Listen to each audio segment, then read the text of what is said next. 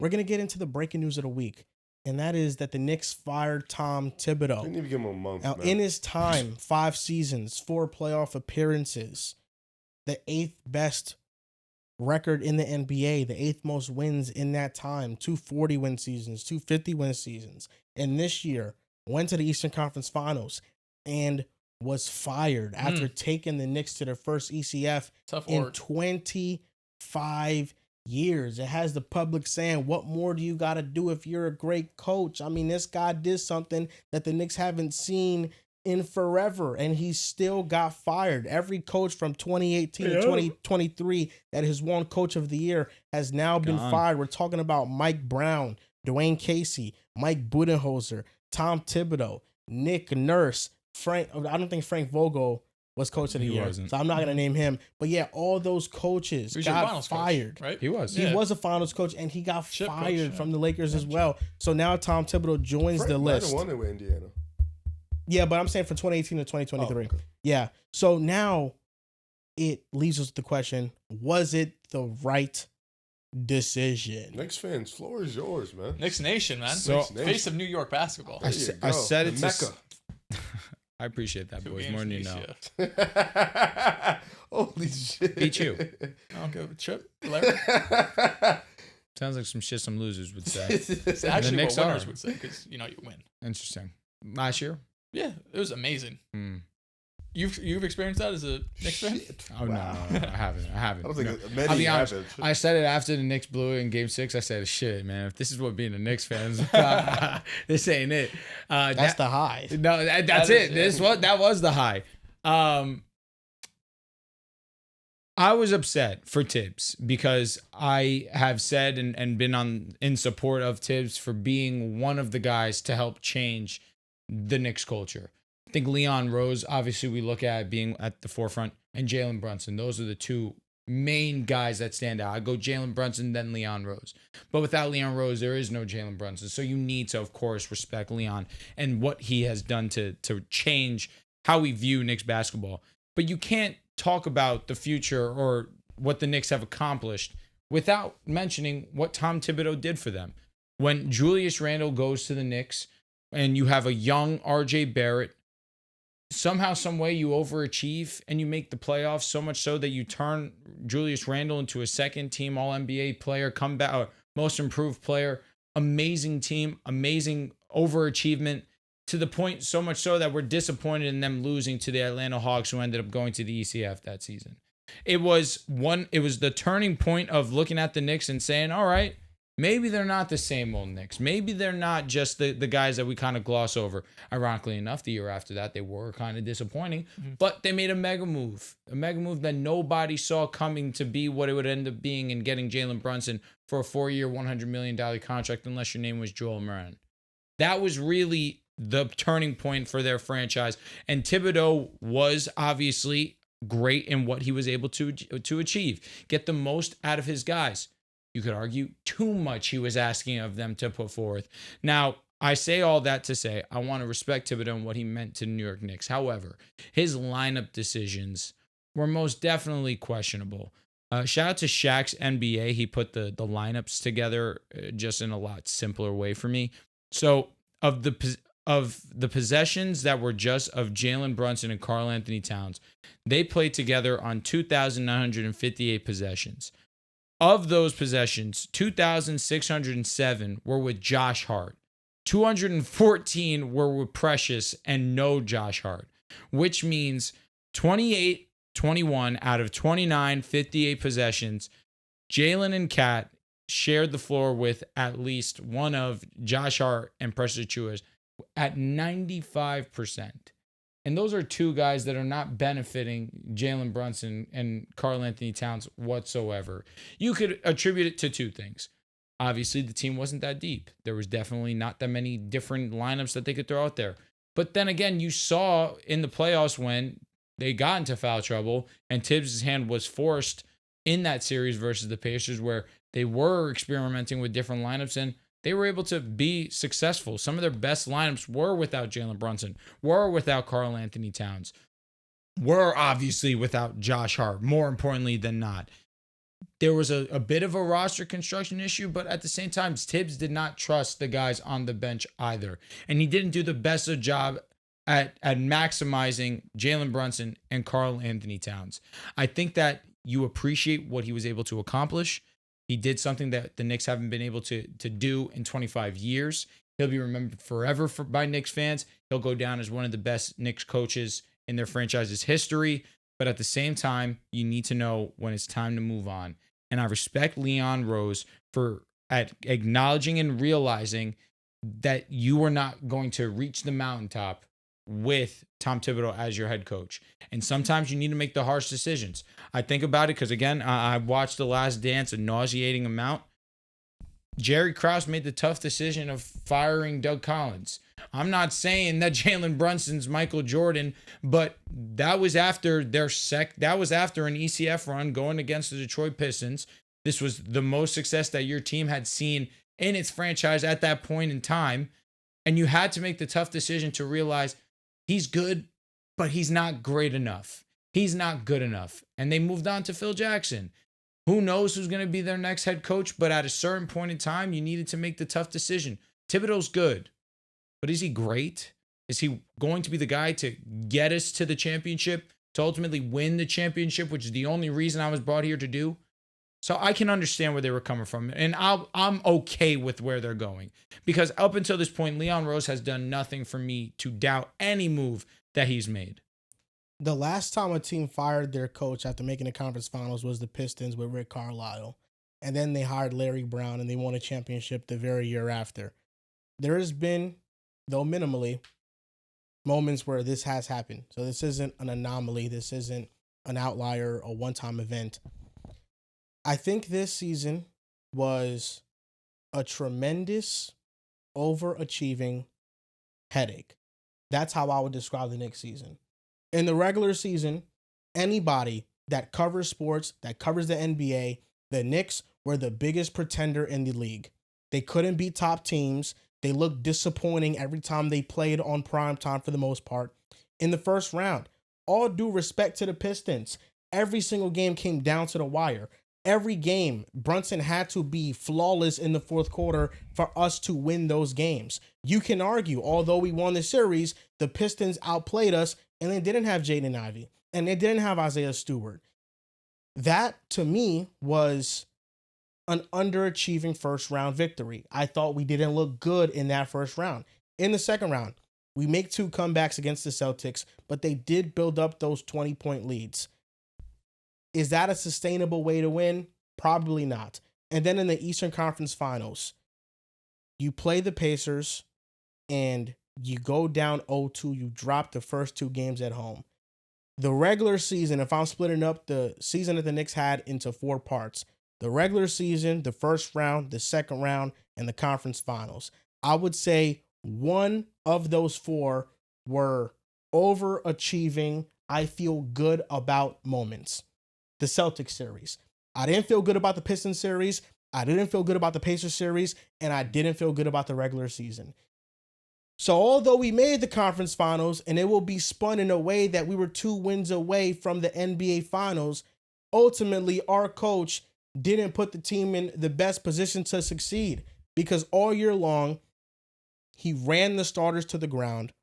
Josh Hart, for whatever reason, was top 3 in minutes played per game in the entire NBA. In the postseason, Josh Hart was a clear negative with the starting lineup.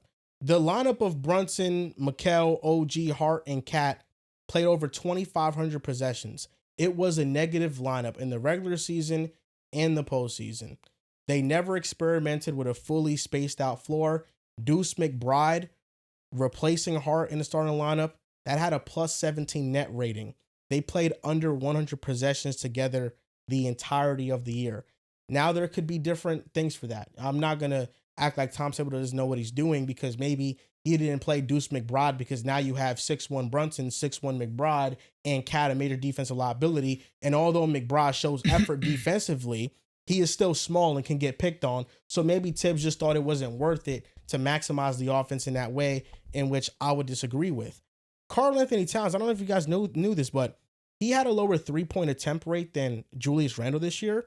And Julius Randle attempted more threes in the playoffs than Cat playing 100 less minutes. We're talking about this is Cat's game. 4.7 threes per game attempted was his lowest since 2019. This was supposed to be a maximize, Cat at the 5, spacing the floor kind of lineup. This was supposed to be maximizing his skill set as a shooter, and I don't think Tibbs did that. He's a defensive coach. This is an offensive slanted roster, and I would like a coach that brings a more modern offensive approach to the team. Now, who that's going to be, I have no idea. But I do think that Tom Thibodeau has reached a ceiling as a coach. I don't think he can get you all the way over the hump. He is third all time in playoff series losses when he has been the higher seed in the matchup. Yeah. That's third all time with 7. Was with D Rose and he didn't play. One of them was with D Rose. It was like 2 of them. Didn't he win a series with Nate Robinson? No, yeah, but they wasn't higher. They were lower. I'm saying like 2012. The one with the Philly one. The Philly series. For sure. And then after that, 2014. It might have been one of those years, but I can't believe the Philly team actually won. They were good. Even after D Rose got But hurt. those are 7 losses when you're the higher seed, and you got to finish the job in those moments. So I'm looking forward to what the Knicks do next. I do think this was the right decision, but then I'm also torn on it because is Tibbs to a degree being scapegoated? If you ask yourself the question, can Brunson and Cat win at the highest level, meaning can they win a championship? Can a duo where your top 2 players are major defensive black holes, can that win a championship? And if the answer is no, then in a way, Tibbs was scapegoated, but Tibbs also didn't maximize the offensive pairing, and they weren't good together consistently all season long, and in the playoffs, they were better without each other on the floor. And that's more of a personnel issue. So I think the Knicks have some things to address. I think the coach was the first thing, but now the next question is Brunson and Cat, are those the 2 we're building around? Yeah, I think that's a fine question. I also don't think the question needs to be, can they win a championship? I think the question should be, can they at least keep you in the hunt? Can they get you there? Can they give you a chance? Because listen, the NBA is tough. There's so much talent in the league. Not everybody's gonna be able to just be a guy that can win you a championship. You're always not gonna find those guys. So it's about, can they at least in a year like prior to this playoffs give you a chance? And I think this year they've done that. Well, in this playoff specifically, I think against Boston, they were able to get, of course, some luck, but also them just playing super hard, and being able to win that series. Boston choking 2 games, and then the Tatum injury was unfortunate. And then them running to Indiana, who was just a better team. I think Tibbs definitely, he's a good building block. I think Tibbs is a good coach. I think defensively, he's been one of the best defensive coaches in basketball. Even running back to his days with Chicago, I think he's always been stubborn in his ways, though, he has a short leash. He doesn't trust everybody. Loves to play his starting 5 a ton of minutes. And I think with this team, you mentioned it, like the lineup changes, like Drew mentioned it, the lineup substitutions were a little questionable. His adjustments weren't the greatest. He's never been this bright offensive genius. He's always, relied heavily on the backs of his defenses, going to Minnesota, Chicago, and now New York. And even last year, that team was built so perfectly for him because it was about physicality, toughness, grittiness, and defense. And that's kind of what Tibbs preaches. That's the mantra that he is. So, I think this year, like you mentioned, they were more offensive minded. You wanted to maximize Cat. You did it. That's never been Tibbs' best games is working with those defensive centers. We've seen Joakim Noah have the best moments of his career next to Tom Thibodeau because that's more of his center. That's more of his speed. His defensive team still are able to get 5 seeds, 4 seeds, 6 seeds because that's just what he preaches. Don't know who they're going to draft. I thought they were going to look into getting one of the Cavs assistant coaches. They just had one of the best offenses in basketball, had one of the best offenses they've had in a long time. But I definitely think New York should try to get an offensive-minded guy. What they do around the margins is going to be super important because I think this team is not capped up, but you don't have many picks to just send down and get guys. You don't have many contracts to send out and get guys. So for the most part, you're stuck with OG, which is fine. You're stuck with Brunson. I think you're stuck with Cat. McCall's going to be a question mark. Do you trade a guy after just trading 5 first-round, 6 first-round picks, whatever it was, for him, and how valuable is he to the league? You're probably not going to get the same value back. Josh Hart, you're probably not going to get the same value back. You're probably going to have to attach a pick or a couple seconds. Mitchell Robinson, with he had a great playoffs, I agree, but offensively, he doesn't provide you a ton. And on top of that, his injury concern is always going to be a problem. How much value does he have? I do think Deuce McBride is dope to play. But, guys like Cam Payne and stuff like that, you have to fill out those type of roster spots. So New York, like we talked about before, Boston's going to be sitting on the shelf next year. So it's really them, Cleveland, Indiana, who I think is going to probably be the best team in the league that we're going to talk about in the East in the offseason because they made the finals. And then you have these other teams like Detroit that can make a move. What does Atlanta look like this offseason? How many moves does Orlando make? But I think New York is still pretty comfortably over those teams unless a major move is made. So you don't have to do too much, but I think this is the first sign. And I don't think it's a bad move. I don't think it's a good move, but it was a necessary move. Yeah, I think Tibbs did what he was brought to do. When you get hired for the Knicks, at that time in their organization, you're looking for someone to kind of steady the ship, build culture. And that's what Tibbs did for, 5 seasons, right? I don't think he was necessarily brought in first day when they're interviewing him like, you can win a championship here. I think you're saying, listen, we have a lot to work with, or we have a lot to work on, I should say. We want you here to be able to work with these players and show them how to build a winning culture and, all of the success you've had, whether it's an assistant or a head coach. We want you to bring that experience here because that's what New York was lacking. I mean, all the coaches before Tom Thibodeau, it's a clusterfuck of just terrible, terrible decisions and terrible hires. So Tibbs came and he just was able to steady the ship and provide a winning organization. You were like, this was the best season you had in 25 years. So I don't know how you could ever be mad at Tibbs, but you're right, Drew. It's a little upsetting to see him go because he was able, what we're seeing right now, this version of New York Knicks, how hard they play, how great Brunson has become. These guys like Josh Hart and OG Anunoby and Mikal, this is all, in the culmination with Tibbs here. And of course, being helped with Leon Rose. So he built the organization. He built it back up, really. But I don't think he's the person that's going to take him over the hump. And I think Knicks fans should be happy about this decision, even though we don't know what the result's going to be, right? Like the next head coach could be a disaster and you get bounced in the first round. We don't know what the result's going to be, but I think the process is right because it's easy to lie to yourself, right? It's easy to be like, listen, like you said, Joel, we were two wins away from the NBA Finals. We run it back next year and bring in a little piece here or there. Boston's on the shelf, like you said, Riv. We were 2 wins away last year, man. We could do it next year. It's really easy to say that. I feel like most NBA teams lie to themselves and be like, no, this is good enough. We don't got to blow it up. We don't got to make a move. But I think New York was real with themselves and said, Tom Thibodeau has been great, but he's not going to get us over the hump. What I'm interested to see now is, okay, what's next? So I think you tweeted saying Tibbs gets fired. You think it's more likely that Cat stays? Yes. I hope that's not true because you're only winning half the battle. I think Tibbs is part of the problem, but realistically, I do not think the Knicks are going to win a championship if you have Cat and Brunson being the foundational pieces. Brunson is locked. He's not going anywhere. But I do think you need a different number 2 alongside Jalen Brunson. I don't think you have to have this offensive-minded guy who is just going to be a disaster on defense. You ideally want somebody who can create his own shot, but also be a plus defender, if not ideally great defender, and ideally a big too, because I don't really want to rely on Mitchell Robinson. I think the Cat for KD trade that's got thrown out there, that's the move I would make if I was New York, because unlike going to the Wolves, where the Wolves have like this 5+ year window, the Knicks window is like, in theory, it's 5 years, but it's probably not. Like Jalen Brunson's 30 years old, Josh Hart's 30, Mikal's about to be 30, OG is younger, but he's dealt with injuries. The Knicks don't have like this 7-year window to win a championship, realistically, right? Like I think you should really be thinking the next like 3-ish years, because on top of that, second apron stuff, potentially if you extend all of these guys. So the fact that they have a shorter window makes it more likely, or if I was the Knicks, I would make that move for KD, especially if the price is lower like it's been reported. And I think for the Suns, it makes sense too. You don't have your picks.